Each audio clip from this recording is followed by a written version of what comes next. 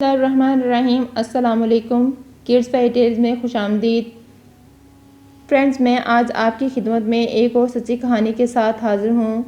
نئے آنے والے دوستوں سے گزارش ہے کہ اگر آپ نے ہمارا channel Kids Fairy Tales subscribe نہیں کیا تو اس کو سبسکرائب کر لیں۔ میں ابھی ناشتہ کر کے چھت پر آیا اور قدرت کے حسین منظر کو اپنی آنکھوں میں جذب کرنے لگا۔ میں نے گھوم کر ادھر ادھر کا جائزہ لیا۔ اس وقت پورا گاؤں ہلکی ہلکی دھند سے ڈھکا ہوا تھا۔ ابھی بھی ساون کی ہلکی ہلکی بوندا باندی جاری تھی اور ساتھ ساتھ سورج کی دل فریب کرنیں بادلوں کے ٹکڑوں کو چیرتے ہوئے زمین کو منور کر رہی تھی۔ ایک جگہ زمین سے آسمان تک 7 رنگی دھنک اس حسین منظر کو مزید خوبصورت بنا رہی تھی۔ دھنک کے 7 رنگ بے انتہا خوبصورت دکھائی دے رہے تھے۔ دور کھیتوں کے درمیان سے گزرتی ہوئی نہر کا پانی سورج کی روشنی پڑنے پر ہیرے کی طرح چمک رہا تھا۔ مجھ سے رہا نہ گیا اور بے اختیار میرے قدم نہر کی جانب اٹھنے لگے۔ میں سہانے موسم کو انجوائے کرتے ہوئے نہر کی جانب رواں دواں ہو گیا تھا۔ کچھ ہی دیر بعد میں نہر کے کنارے موجود تھا۔ سرسبز کھیتوں کے درمیان نہر کا پانی ہیرے کی مانند چمک رہا تھا۔ نہر کے صاف و شفاف پانی میں آسمان کا عکس نہایت خوبصورت منظر پیش کر رہا تھا۔ نہر کے پانی میں نیلے آسمان پر برف کی مانند سفید بادل ادھر ادھر بھاگ رہے تھے۔ کوس و قزح کے 7 رنگوں کا عکس اس خوبصورت منظر کو 4 چاند لگا رہا تھا۔ میں اس حسین منظر کو آنکھوں میں سموئے نہر کے کنارے کنارے چلنے لگا۔ ٹھنڈی ٹھنڈی ہوا میرے وجود سے ٹکرا رہی تھی۔ دنیا جہاں کا سکون مجھے اپنے اندر اترتا ہوا محسوس ہو رہا تھا۔ دور ہی نہر کے کنارے مجھے کوئی بیٹھا ہوا دکھائی دیا۔ شاید وہ کوئی میری طرح ہی اس موسم کو انجوائے کرنے آیا ہوگا۔ میں نے دل ہی دل میں سوچا اور اس کی طرف چل دیا۔ قریب پہنچنے پر پتہ چلا کہ وہ تو میرا دوست آفتاب تھا۔ اس کو دیکھ کر میں خوش ہو گیا۔ آج وہ مجھے قریباً 1 ہفتے بعد نظر آیا تھا۔ میں خاموشی سے اس کے پیچھے جا کر کھڑا ہو گیا۔ اس کا دھیان میری طرف نہیں تھا۔ وہ بہت گمسم سا کسی گہری سوچ میں ڈوبا ہوا تھا اور بہت ہی دھیمے انداز میں نہر کے کنارے چھوٹے چھوٹے پڑے ہوئے پتھر نہر کے پانی میں پھینک رہا تھا۔ کیا ہو رہا ہے جناب؟ میں نے اس کے کندھے پر ہاتھ رکھتے ہوئے کہا تو وہ ایک دم گھبرا سا گیا اور اس کا چہرہ خوف سے زرد ہو گیا اور وہ سوچوں کے دریا سے باہر آ گیا۔ ارے صائم تم؟ وہ گہری سانس خارج کر کے بولا۔ ہاں، میں نے ہاں میں سر ہلایا۔ تم نے تو مجھے ڈرا ہی دیا تھا، وہ سنجیدہ ہو کر بولا۔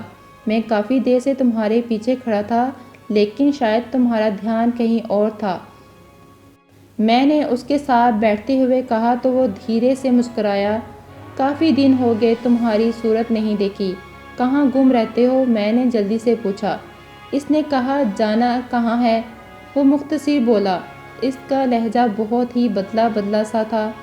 پہلے کی طرح نہ ہی چہرے پر مسکراہٹ تھی نہ شرارت۔ آنکھوں میں عجیب سی افسردگی کی جھلک نمایاں تھی۔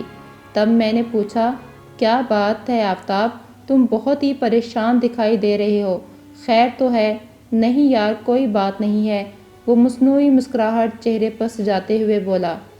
آج سے پہلے میں نے تمہیں اتنا پریشان نہیں دیکھا۔ تمہارا چہرہ اور لہجہ بتا رہا ہے کہ کوئی ایسی بات ہے جو تم ظاہر نہیں کرنا چاہتے ہو۔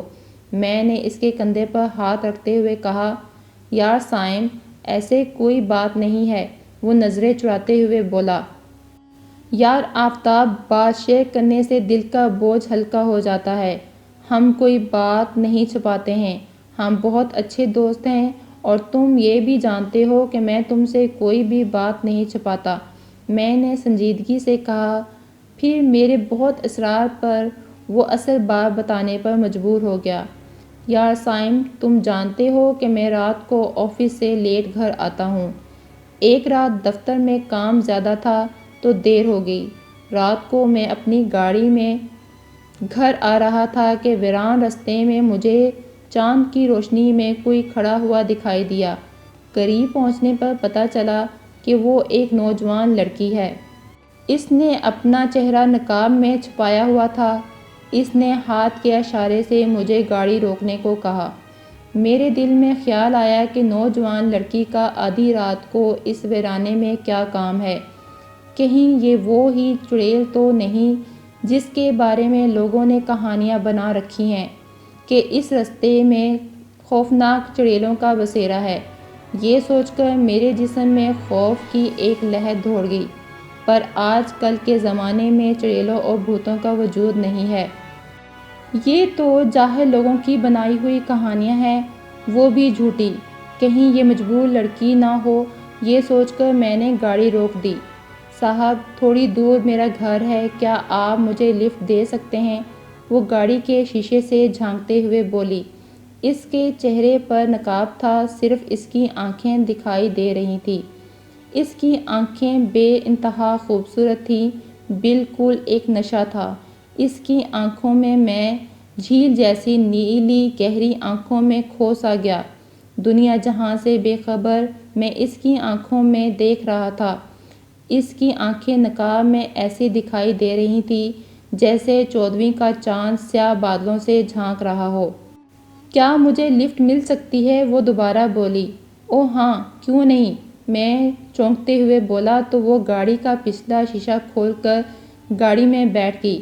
کہاں جانا ہے آپ کو؟ میں نے گاڑی آگے بڑھاتے ہوئے کہا۔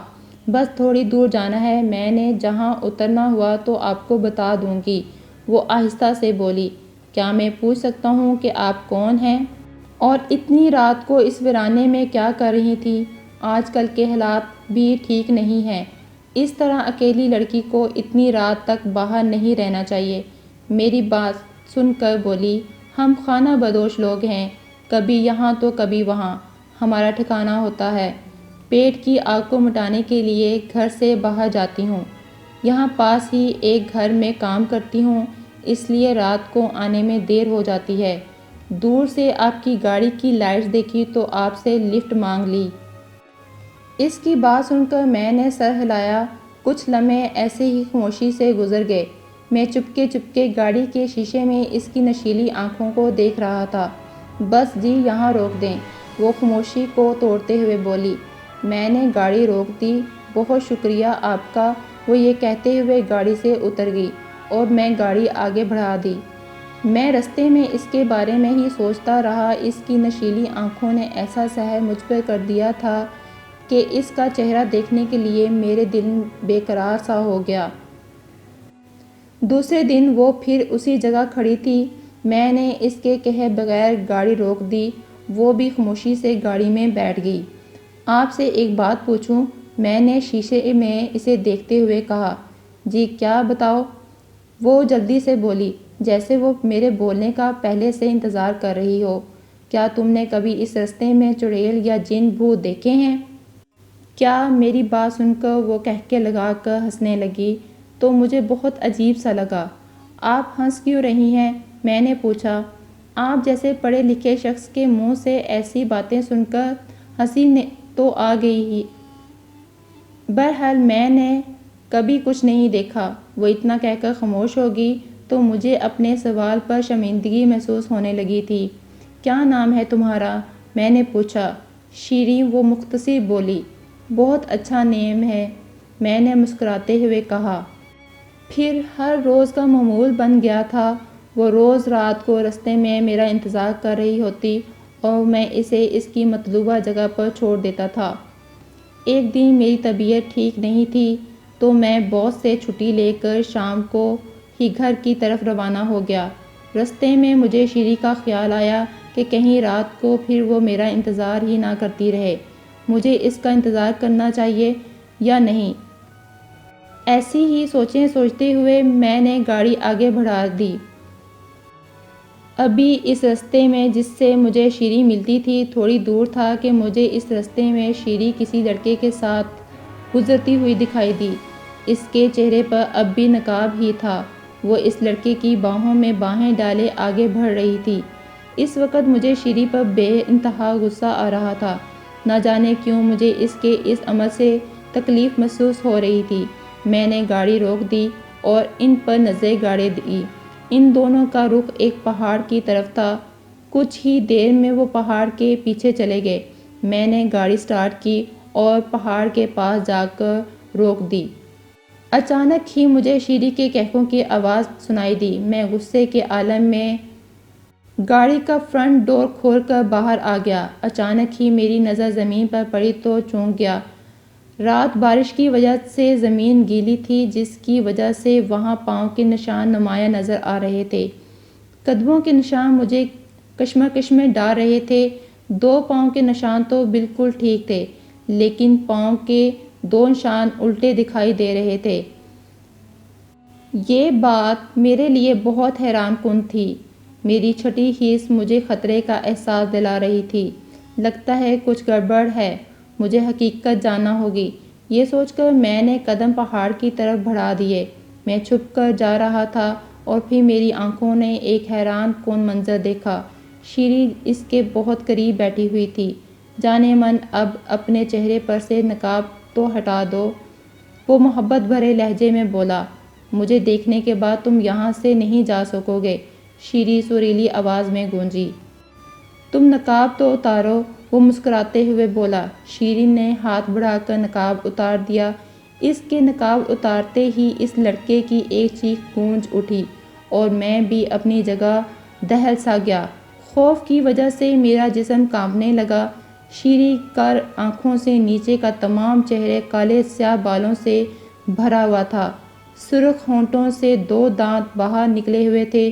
وہ لڑکا خوف سے کانپ رہا تھا اور پھر میرے دیکھتے ہی دیکھتے شیری نے اپنے دانت اس کی گردن میں گاڑ دیے۔ لڑکا تکلیف کی شدت سے تڑپ رہا تھا۔ تھوڑی دیر بعد اس کی گردن ایک طرف لڑکھ گئی اور پھر شیری نے اپنا چہرہ اوپر اٹھایا۔ اس کا چہرہ خون سے بھرا ہوا تھا اور پھر وہ اپنے لمبے لمبے ناخنوں والے ہاتھوں سے اس کا گوشت کھانے لگی۔ میں لڑکھڑاتے ہوئے قدموں کے ساتھ گاڑی تک آیا اور پھر میں کیسے گھر پہنچا یہ میں ہی جانتا ہوں۔ اس دن کے بعد میں نے رات کو دیر سے آنا چھوڑ دیا۔ میں شام کو ہی لوٹ آتا۔ ایک شام شیری کو وہاں کھڑے پایا۔ شاید وہ میرا انتظار کر رہی تھی۔ اس نے ہاتھ کے اشارے سے گاڑی روکنے کو کہا، لیکن میں نے گاڑی نہیں روکی بلکہ گاڑی اس کے اوپر سے گزارنا چاہی۔ میری گاڑی اس کو کچلنے ہی والی تھی کہ وہ ایک خوفناک پرندہ بن کر اڑ گئی۔ میں خوف سے کانپ رہا تھا، لیکن میں نے پھر بھی گاڑی نہیں روکی۔ اچانک ہی وہ میری گاڑی کی چھت پر بیٹھ گئی۔ آفتاب، تم نے میرے ساتھ دشمنی کر کے اچھا نہیں کیا، اس کی خوفناک آواز مجھے سنائی دی اور پھر وہ اڑتے ہوئے پہاڑ کے پیچھے غائب ہو گئی۔ اس دن کے بعد میں نے اس رستے سے آنا ہی چھوڑ دیا ہے۔ اپنے اوپر بیتی داستان سنا کر آفتاب خاموش ہو گیا اور میں گہری اور تجسس بھری نظروں سے اسے دیکھنے لگا۔ یار صائم، مجھے بہت ڈر لگ رہا ہے، آفتاب خوفزدہ لہجے میں بولا۔ آفتاب، میرے خیال میں تمہیں کسی بزرگ سے رابطہ کرنا چاہیے، میں نے اسے دیکھتے ہوئے کہا۔ پر یار، جب سے میں نے راستہ چینج کیا ہے وہ مجھے کہیں بھی دکھائی نہیں دی، آفتاب نہر میں پتھر پھینکتے ہوئے بولا۔ تم آئندہ بھی اس راستے سے نہیں آنا، میں اسے ہدایت کرتے ہوئے کہا تو اس نے سر ہلایا۔ اچھا چلو، کافی دیر ہو گئی ہے، اب ہمیں چلنا چاہیے، آفتاب نے اٹھتے ہوئے کہا۔